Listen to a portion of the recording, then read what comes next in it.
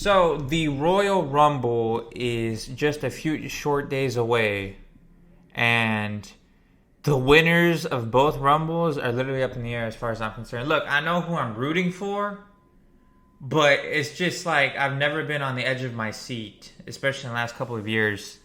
Because in 2020, I knew Drew was gonna win it. 2021, I kind of knew Edge was gonna win it because that whole arc that he was having, the return, stuff and everything.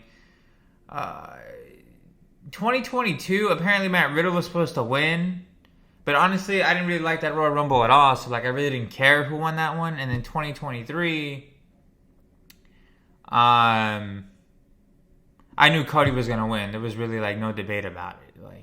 Who else was there to go against Roman Reigns, especially on the grandest stage of them all? Who better than Cody Rhodes to face Roman Reigns at that caliber event and make it, a great match? And somebody that Roman hasn't seen before, so I kind of put the pieces together on that one.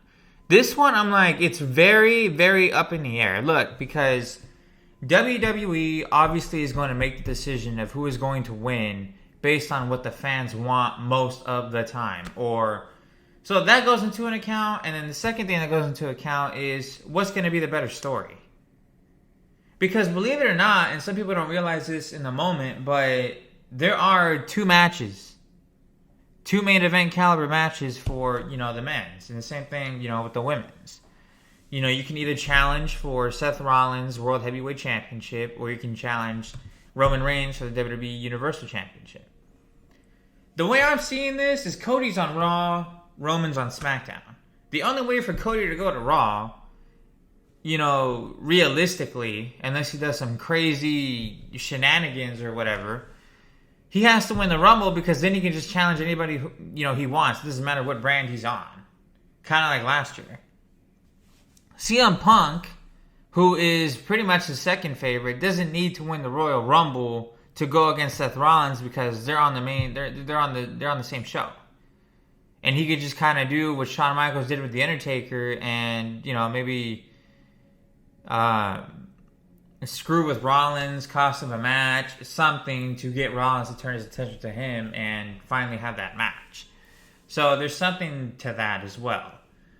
As far as who I want, to win the Royal Rumble match, I gotta say Cody because again, I can't condone everything Punk's done over the last 10 years against this company. Am I glad he's here now? Sure. It's good to see him. It's very nostalgic for me because when I started watching wrestling, he was the WWE champion. So he was either going against Cena or, being the voice of the voiceless and then holding the title for 434 days. That's when I really started getting into wrestling weekly.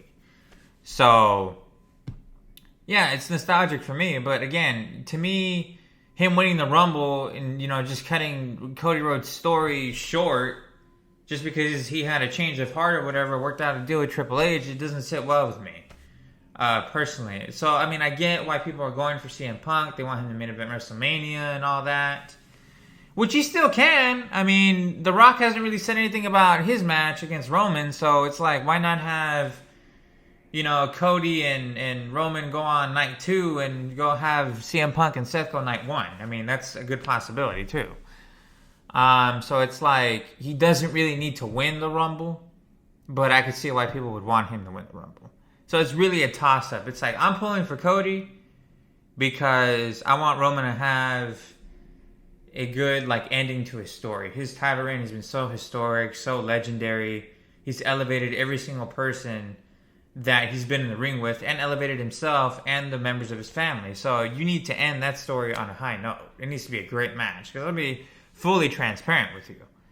I liked every single one of Roman Reigns' matches. Obviously, there are some that are better than others, but to be quite honest with you guys, LA Knight versus Roman Reigns, that didn't hit for me. Jey Uso versus Roman Reigns, that didn't hit for me either. So, really, his last two matches haven't really hit for me, personally.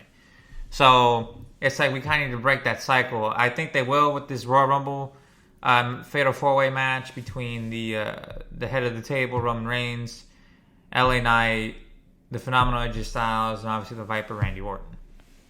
So, it's going to be a great match. But anyways, getting back to the Royal Rumble, I think Cody should win because of the reason I gave.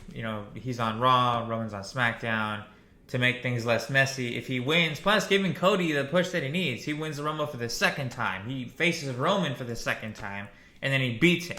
To me, that solidifies him as a star, even further than he already is.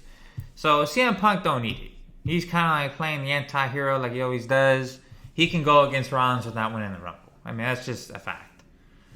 As far as the women's go, the women's Royal Rumbles since its conception in 2018 have been very up and down for me. I really like 2018's.